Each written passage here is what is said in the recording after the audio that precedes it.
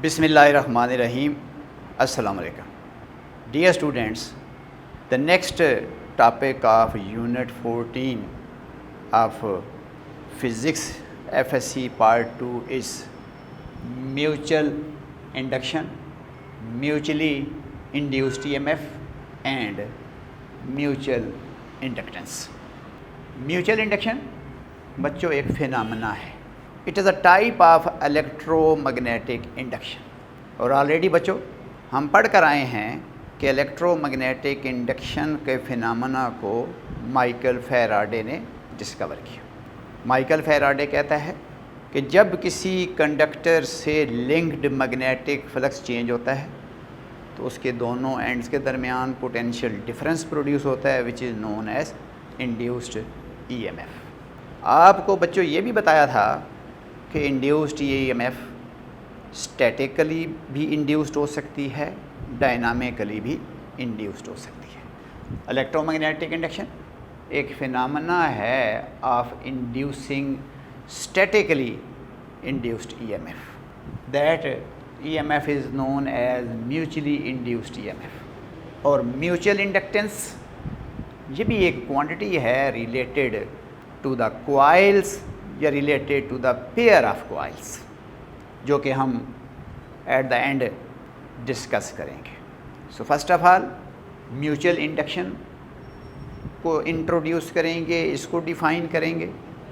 Mutually induced EMF है, इसको हम डिफ़ाइन करेंगे और फिर एक्सपेरिमेंटली फिनोमेना को डिमॉन्स्ट्रेट करेंगे. एट द एंड मैथमेटिकली जो म्यूचुअली इंड्यूस्ड ईएमएफ की वैल्यू है वो Faraday law of electromagnetic induction apply करके कैलकुलेट करेंगे.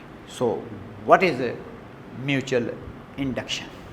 The phenomena in which a changing current in one coil induces an EMF in another coil is known as mutual induction. इससे पहले बच्चों हमने self induction पढ़ी है. That was the phenomena in which changing current in a coil induces an EMF in the same coil. वहाँ पर एक ही कॉइल था, उसी में ही करंट को जब हम चेंज करते हैं उसी के अंदर ईएमएफ इंड्यूस्ड होती है. That is known as self induced EMF. और फिनोमेना बच्चों हमने पढ़ा है सेल्फ इंडक्शन. अब यहाँ पर बच्चों दो कॉइल हैं, चेंजिंग करंट एक कॉइल में होगा और ईएमएफ इंड्यूस्ड होगी दूसरे कॉइल में. जिस कॉइल में हम करंट चेंज करते हैं दैट कॉइल इज़ ऑफनली नेम्ड एज प्राइमरी कॉइल. और जिस कॉइल के अंदर ईएमएफ इंड्यूस्ड होती है that coil is named as the secondary coil. तो इनकी डिटेल्स डिमॉन्स्ट्रेशन में जाकर बयान करेंगे. अभी फिनोमेना को इंट्रोड्यूस करने वाले हैं. Mutual induction, the phenomena in which changing current in one coil induces an EMF in another coil is called mutual induction. So once again, mutual induction means phenomena in which changing current in one coil induces an EMF in another coil is called mutual induction. अब बच्चों जो EMF induced हो रही है इस mechanism से, उस induced EMF को बच्चों हम म्यूचुअली इंड्यूस्ड ईएमएफ का नाम देते हैं. तो उसकी डेफिनेशन को ज़रा देख लेते हैं. The EMF induced in a coil due to the changing current in the neighbouring coil is called mutually induced EMF. तो दोनों बच्चे मैंने डेफिनेशन लिख दी हैं कि म्यूचुअल इंडक्शन क्या है, म्यूचुअली इंड्यूस्ड ईएमएफ क्या है. वंस अगेन फिनोमेना है in which changing current in one coil, that one coil is ऑफनली named as primary coil, induces EMF in another coil which is actually the secondary coil. This induction is known as mutual induction. So mutually induced EMF आपको already बता चुके हैं मैं अगर यहाँ पर आपको ये लिख दूँ कि it is statically induced EM, जिस तरह से बच्चों आपको बताया था कि जो सेल्फ इंड्यूस्ड ईएमएफ होती है वो भी स्टैटिकली इंड्यूस्ड ईएमएफ है, ये भी स्टैटिकली इंड्यूस्ड ईएमएफ है। डिफ़ाइन कर रहे हैं the EMF induced in a coil. अब ज़ाहिर है जिस कॉइल में ईएमएफ इंड्यूस्ड हो रही है, this coil is here secondary coil due to changing current in the neighbouring coil. तो सेकेंडरी कॉइल के साथ जिसमें करंट हम चेंज कर रहे हैं, this coil neighbouring coil mean this is the primary coil, and that EMF which is induced in secondary coil due to changing current in the primary coil is called mutually induced EMF। अब अच्छा, हमें इस phenomena को हम experimentally demonstrate करना चाहते हैं, experimentally understand करना चाहते हैं। एक्सपेरिमेंटल डिमॉन्स्ट्रेशन का हेडिंग कह सकते हैं, या बच्चों हम इसको एक्सप्लेनेशन भी कह सकते हैं। एक्सप्लेनेशन या एक्सपेरिमेंटल डिमॉन्स्ट्रेशन। तो अब ज़ाहिर है बच्चों म्यूचुअल इंडक्शन पढ़ रहे हैं, हमें दो कॉइल लेने पड़ेंगे प्लेस साइड बाय साइड। दोनों कॉइल एक दूसरे के पास पड़े हुए हैं। एक कॉइल जो कि बैटरी के साथ कनेक्टेड है और साथ रियोस्टेट लगा हुआ है, स्विच लगा हुआ है, उसको हम प्राइमरी कॉइल बोलेंगे। और दूसरा coil which is simply connected to the galvanometer, जिसमें म्यूचुअली इंड्यूस्ड ईएमएफ को हम ऑब्ज़र्व करेंगे, that coil is named as the secondary coil. So consider here two coils, consider two coils placed close to each other. Consider two coils placed close to each other या placed side by side, एक ही मतलब है। That's one coil is connected to battery and rheostat through a switch S called primary coil, and the other one connected to galvanometer called secondary coil as shown in the figure। Mutual induction के phenomena को experimentally demonstrate करने के लिए बच्चों हमने दो coil लिए हैं, placed side by side या placed close to each other। One coil is connected to battery rheostat through a switch S. This coil is named as primary coil, and the other one is connected to galvanometer called secondary coil as shown in the figure। Diagram में बच्चों हम इसको check करते हैं। Dear student, here is the setup by which you can experimentally demonstrate the phenomena of mutual induction.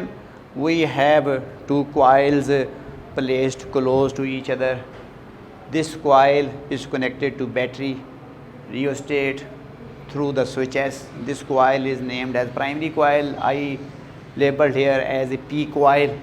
Another coil which is placed near to the primary coil connected to the galvanometer just, and this coil is named as secondary coil, labeled here as S coil।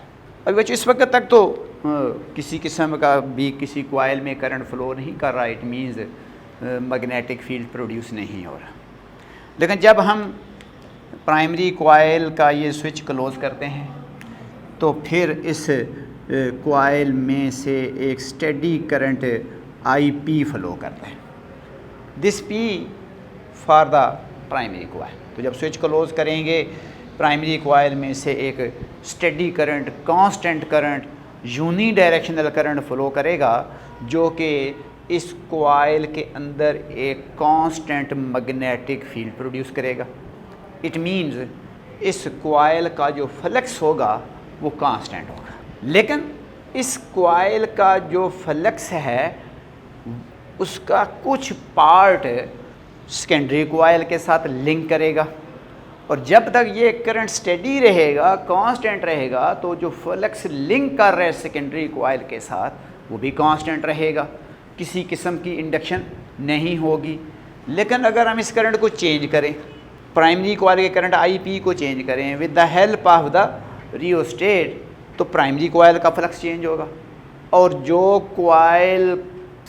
जो flux secondary coil के साथ link कर रहा है वो भी फिर definitely change होगा। और अकॉर्डिंग टू फैराडे लॉ इस कॉइल में ईएमएफ इंड्यूस्ड होगी, which is actually statically induced EMF named as mutually induced EMF, and this phenomena is named as the mutual induction. अब बच्चों, जिस वक्त हम इस प्राइमरी कॉइल का करंट चेंज करते हैं तो उस वक्त इस कॉइल के अंदर भी ईएमएफ इंड्यूस्ड होती है, which is known as self induced EMF. तो इसका मतलब है सेल्फ इंड्यूस्ड ईएमएफ को जब हम स्टडी करते हैं तो हमें इस कॉइल को प्लेस करने की ज़रूरत नहीं होती। अब चूँकि फिनोमेना म्यूचुअल इंडक्शन का पढ़ रहे हैं तो इसलिए हमने दो कॉइल लिए हैं। म्यूचुअल का मतलब बच्चों क्या है? बिटवीन द टू, जिसको बाहमी बोलते हैं। यानी हम करंट चेंज कर रहे हैं एक कॉइल में, ईएमएफ इंड्यूस्ड हो रही है किसी दूसरे कॉइल में, this is known as mutual induction. तो बच्चों आपको बताया कि जब हम स्विच क्लोज करेंगे इसमें से एक स्टेडी करंट फ्लो करेगा और उस स्टेडी करंट की वजह से एक कांस्टेंट मैग्नेटिक फ्लक्स इसमें से प्रोड्यूस होगा। मैंने इस कॉइल की जो मैग्नेटिक फील्ड लाइंस हैं उनको ड्रा कर दिया और हम बच्चों देख रहे हैं कि इस कॉइल का जो फ्लक्स है उसका कुछ हिस्सा इस सेकेंडरी कॉइल के अंदर से यानी उसके साथ भी लिंक कर रहा है। मैं ये नहीं कह रहा है कि इसका टोटल फ्लक्स उसके साथ लिंक कर रहा है, इसका यानी जितना फ्लक्स होगा उसका कुछ ना कुछ फ्लक्स उस कॉइल के साथ लिंक करेगा। अब इसका मतलब ये नहीं है कि इस कॉइल को हम इधर रख दें और इस कॉइल को यहाँ से कोई 1 किलोमीटर जाकर दूर रख दें तो फिर तो म्यूचुअल इंडक्शन का फिनोमेना हम नहीं ऑब्ज़र्व कर सकते। उसके लिए ज़रूरी है कि जो कॉइल्स हों वो क्लोज टू ईच अदर हों, साइड बाय साइड पड़े हुए हों, तो फिर ही electromagnetic induction which is the actually mutual induction, इस फिनोमेना को हम डिमॉन्स्ट्रेट कर सकते हैं। अब बच्चों, जो सेल्फ इंडक्शन होती है वो फिनोमेना तो हम अंडरस्टैंड कर लेते हैं on the basis of Faraday's experimental observations laws, लेकिन हम उसको विजुअलाइज नहीं कर सकते। लेकिन जो म्यूचुअल इंडक्शन का फिनोमेना है वो प्रैक्टिकली डिमॉन्स्ट्रेट करके भी अंडरस्टैंड किया जा सकता है। जैसा कि नज़र आ रहा है कि इस कॉइल के साथ जस्ट गैल्वानोमीटर है, तो जब इस कॉइल में इंडक्शन होगी यानी जब सेकेंडरी कॉइल में ईएमएफ इंड्यूस्ड होगी, इस कॉइल के अंदर इंड्यूस करंट फ्लो करेगा तो डेफिनेटली गैल्वानोमीटर डिफ्लेक्शन देगा। तो गैल्वानोमीटर की डिफ्लेक्शन इटसेल्फ प्रूव है म्यूचुअल इंडक्शन का। इट मीन कि इसके अंदर इंड्यूस्ड ईएमएफ प्रोड्यूस हो रही है, इंड्यूस करंट फ्लो कर रहा है। और बच्चों ये भी ज़हन में रखें कि जब हम इस करंट को बढ़ाते हैं तो इस कॉइल के अंदर जो इंड्यूस करंट फ्लो करता है, और अगर हम इस करंट को कम करें with the help of rheostat तो फिर जो उसमें इंड्यूस करंट फ्लो करेगा उसकी डायरेक्शन अपोजिट होगी। या दूसरे लफ्ज़ों में हम ये कह रहे हैं कि सपोज़ जो प्राइमरी कॉइल का करंट है अगर वो इस डायरेक्शन में फ़्लो कर रहा है, इस डायरेक्शन का मतलब है कि इसका मैग्नेटिक फ्लक्स इस डायरेक्शन में है, और हम इस करंट को इंक्रीज़ करते हैं तो फिर उस कॉइल के अंदर जो इंड्यूस करंट फ़्लो करेगा वो इस करंट के अपोजिट होगा। वो अपना जो मैग्नेटिक फ्लक्स होगा वो इस इंक्रीजिंग फ्लक्स को अपोज कराने के लिए इंड्यूस करंट जो अपना मैग्नेटिक फील्ड या मैग्नेटिक फ्लक्स प्रोड्यूस करेगा वो इसके अपोजिट होगा। लेकिन अगर हम इस करंट को कम करते हैं तो इसका मैग्नेटिक फ्लक्स डिक्रीज़ करता है, तो इस कॉइल के अंदर जो डिक्रीजिंग फ्लक्स है उसको अपोज करने के लिए इस कॉइल में जो इंड्यूस करंट फ्लो करेगा वो उसी डायरेक्शन में फ़्लो करेगा जिस डायरेक्शन में इस कॉइल में फ़्लो कर रहा है। इसका मतलब है कि इंड्यूस करंट अपना मैग्नेटिक फील्ड उस फील्ड के अलॉन्ग प्रोड्यूस करेगा जो इसको इंड्यूस्ड कर रहा है। तो इसलिए हमने लेंज़ेस लॉ में बताया है कि इंड्यूस्ड करंट और इंड्यूस्ड ईएमएफ उस काज को अपोज करते हैं जो उसको प्रोड्यूस कर रहे हैं। अगर काज इंक्रीज इन फ्लक्स है तो फिर इंड्यूस्ड करंट का फील्ड इस फील्ड के अपोजिट होगा, और अगर काज डिक्रीज इन द करंट है या डिक्रीज इन द फ्लक्स है तो फिर इंड्यूस्ड करंट का भी फ्लक्स या मैग्नेटिक फील्ड जो होगा इस मैग्नेटिक फील्ड के पैरेलल होगा जो उसको इंड्यूस्ड कर रहा है। इसी को बच्चों हम लेंज़ेस लॉ का भी नाम दे चुके हैं। तो इसलिए हम यहाँ पर ये नहीं बता रहे कि इसमें इंड्यूस्ड करंट की डायरेक्शन क्या होगी, ये डिपेंड करता है कि हम प्राइमरी कॉइल का करंट इंक्रीज़ कर रहे हैं या डिक्रीज़ कर रहे हैं। तो इसको एक्सपेरिमेंटल ज़रा देखें, तो इसकी एक्टिविटी को देखें तो किस तरह से बयान करेंगे। When switch S is closed, a steady current IP flows through the primary coil which produces constant magnetic flux। हम बच्चों बोल रहे हैं कि when switch S is closed, steady current IP flows through the primary coil which produces constant magnetic flux। इससे constant magnetic flux create होता है। When the current in the primary coil is changed with the help of rheostat, the magnetic flux through the coil also changes। This changing magnetic flux links with the secondary coil and an EMF is induced in the secondary coil called mutually induced EMF। So this is the experimental demonstration of this phenomena। When switch S is closed, steady current IP flows through the primary coil which produces constant magnetic flux। अभी तक phenomena नहीं हुआ। When current in the primary coil is changed with the help of rheostat, the magnetic flux through the coil also change. यानी जब आप इस current को change करते हैं, प्राइमरी कॉइल का करंट चेंज करते हैं, तो इस कॉइल का फ्लक्स भी चेंज होता है। This changing magnetic flux links with the secondary coil. जो फ्लक्स चेंज हो रहा है वो सेकेंडरी कॉइल के साथ लिंक करता है। And EMF is induced in the secondary coil. तो फिर इसके अंदर एक EMF इंड्यूस्ड होती है जिसको हम म्यूचुअली इंड्यूस्ड EMF बोलते हैं। This phenomena is known as mutual induction. This phenomena is known as mutual induction. So this is the experimental demonstration of the phenomena mutual induction and the mutually induced EMF। अब next बच्चों हम इस कॉइल के अंदर जो EMF induced हो रही है उसकी न्यूमेरिकल वैल्यू कैलकुलेट करने जा रहे हैं कि म्यूचुअली इंड्यूस्ड EMF की वैल्यू क्या है। Determination of mutually induced EMF। Mutually induced EMF की वैल्यू बच्चों कैलकुलेट कर रहे हैं। फैराडे लॉ अप्लाई करेंगे। हम बोल रहे हैं कि इस कॉइल का फ्लक्स चेंज हो रहा है, इसमें EMF इंड्यूस्ड हो रही है।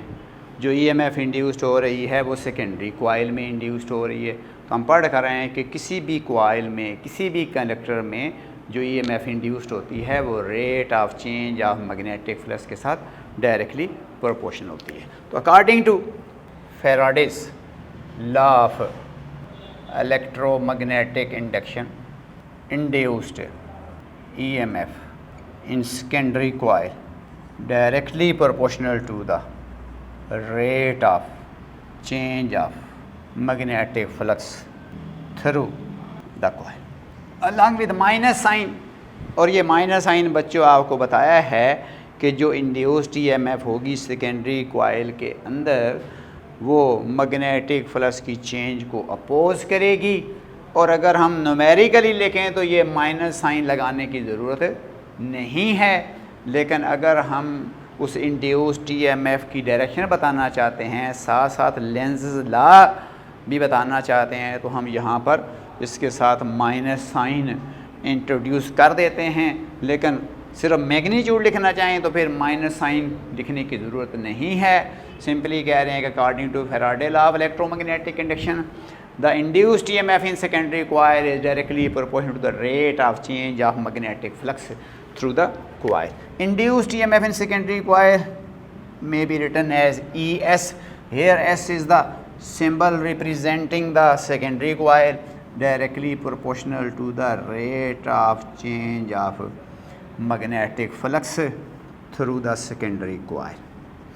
अब induced EMF इक्वल टू यहाँ पर कोई कांस्टेंट ऑफ प्रोपोर्शनैलिटी लगाते हैं delta phi S divided by delta T, induced EMF in secondary coil equal to N S delta phi S divided by delta T.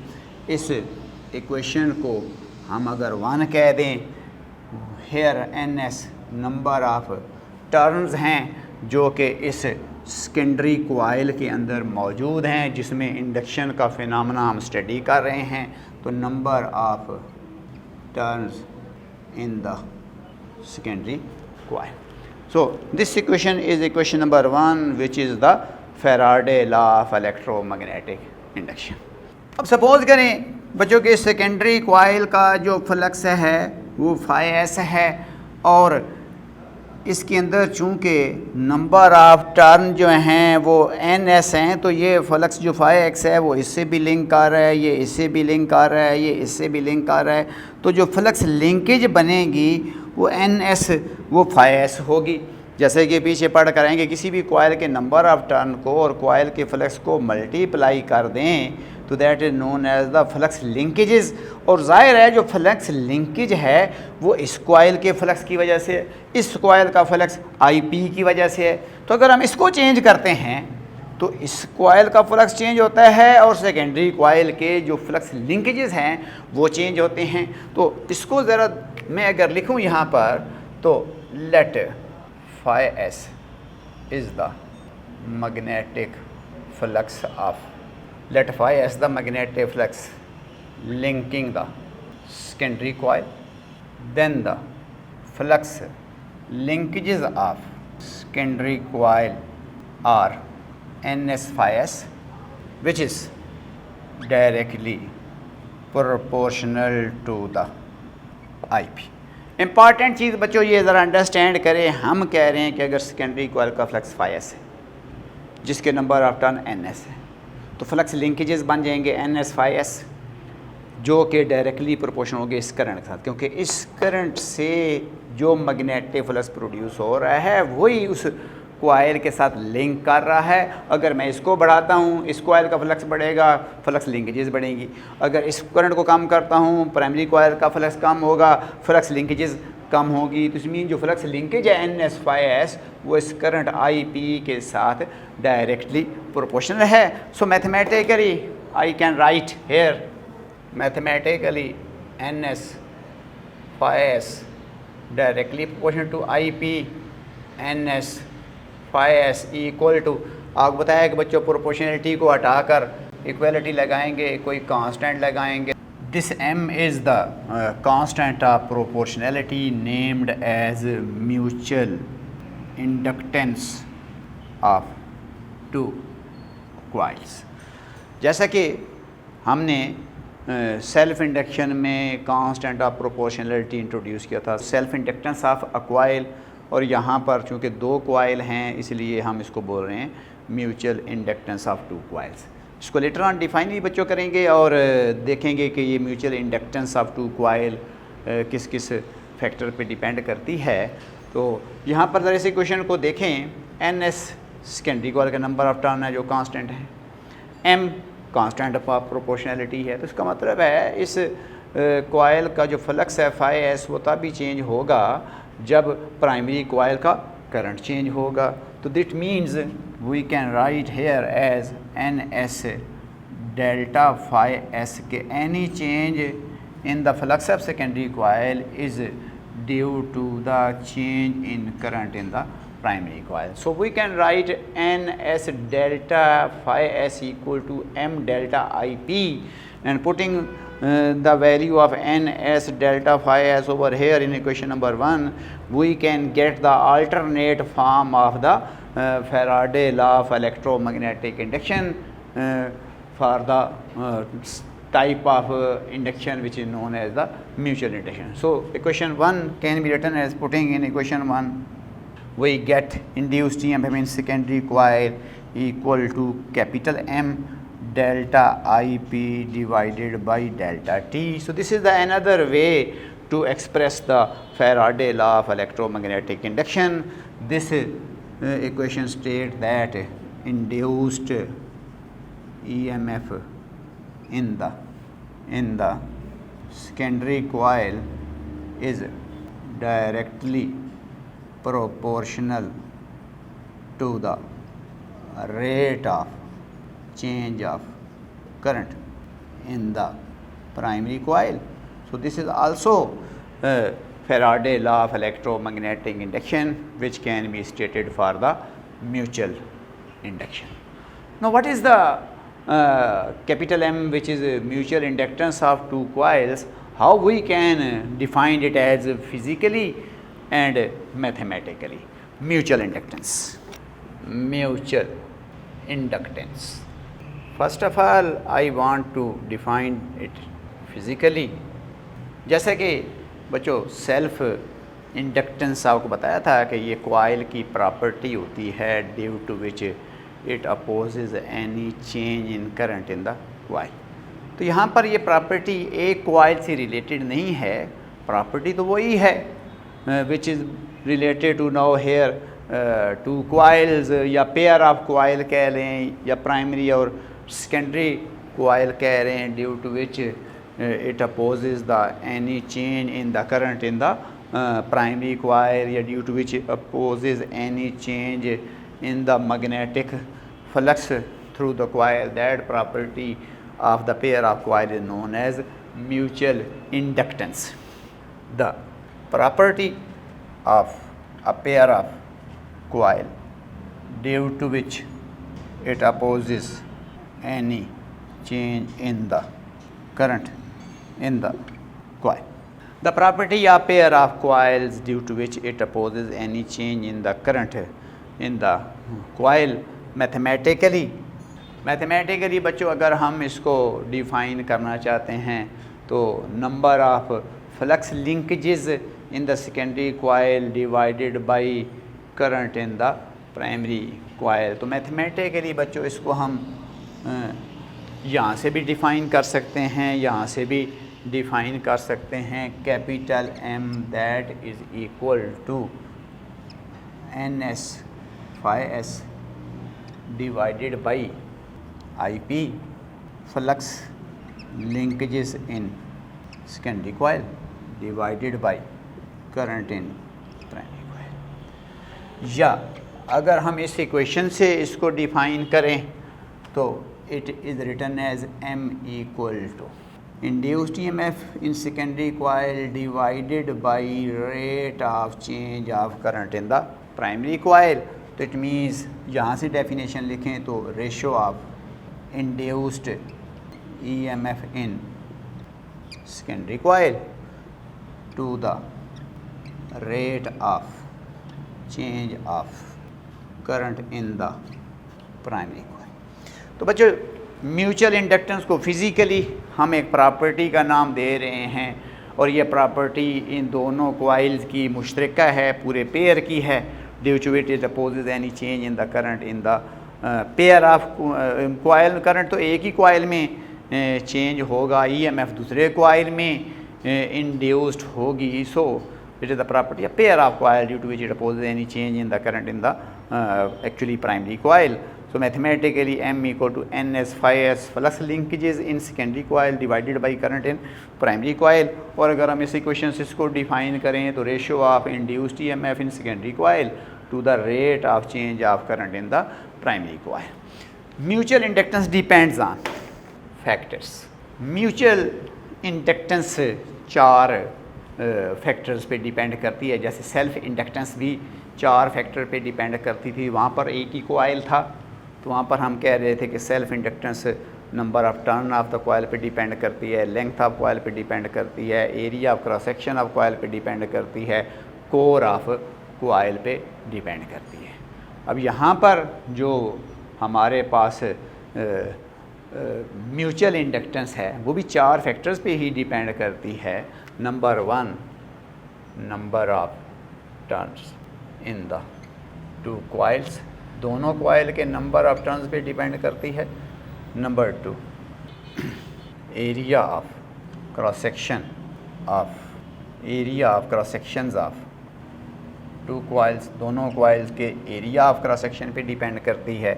Number three, separation between the coils, दोनों coils के दरमियान कितना फासला है उस पर डिपेंड करती है।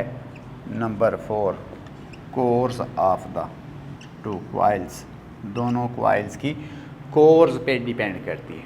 अब यहाँ पर लेंथ ऑफ कोइल का फैक्टर नहीं लिया गया, number of turns in the two coil के, प्राइमरी कोइल के कितने टर्न है, सेकेंडरी कोइल में कितने टर्न है, इस पे डिपेंड करती है।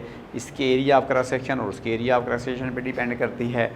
इसकी और इसके दरमियान सेपरेशन पे डिपेंड करती है। अगर कोइल एक दूसरे के ऊपर लिपटे हुए हों तो उनकी म्यूचुअल इंडक्टेंस ग्रेटेस्ट होती है। जितना कोइल के दरमियान डिस्टेंस बढ़ाता जाते हैं म्यूचुअल इंडक्टेंस कम होती जाती है।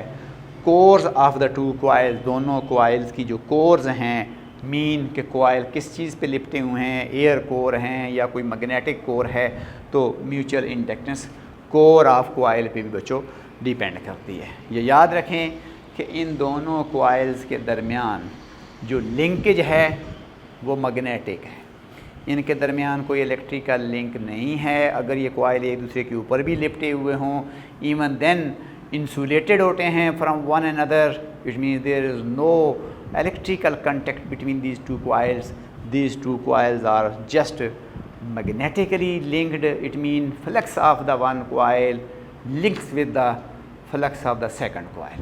So any change in the flux of the one coil also change in the flux of the other coil, and according to Faraday law, EMF is induced in the second coil, which is known as mutually induced EMF. This phenomena is known as mutual induction, and this constant of proportionality is known as mutual inductance, जिसको physically बयान किया है, mathematically बयान किया है और बताया है कि ये किस किस फैक्टर पे डिपेंड करती है। अब ऐसा यूनिट क्या है म्यूचुअल इंडक्टेंस की बच्चों, उसको देखें। Unit of mutual inductance as mutual inductance is capital M, that is equal to induced EMF in secondary coil divided by rate of change of current in the primary coil. जैसा कि बच्चों बताया है कि EMF की unit आपको पता है बच्चों वोल्ट है, डिवाइडेड बाई करंट का यूनिट एम्पेयर है, टाइम का यूनिट सेकंड है। So in system international unit of the mutual inductance is volt divided by ampere per second, and this is named as Henry, denoted by symbol capital H. So Henry is equal to volt divided by ampere per second. अब mutual inductance इन दोनों coils की 1 Henry कब होगी? अगर primary coil में current change हो at the rate of 1 ampere per second और secondary coil में जो वोल्टेज इंड्यूस्ड हो वो 1 वोल्ट हो, तो हम बोलेंगे कि इस कोइल की म्यूचुअल इंडक्टेंस, इस पेयर ऑफ कोइल की म्यूचुअल इंडक्टेंस 1 हेनरी के बराबर है। Smaller units milli henry 10⁻³ henry होता है, अगर माइक्रो हेनरी है तो 10⁻⁻6 हेनरी है। But in system international unit of the mutual inductance is henry. Mutual inductance of two coil is said to be 1 Henry if current is changed at the rate of 1 ampere per second in primary coil induces an EMF of 1 volt in the secondary coil.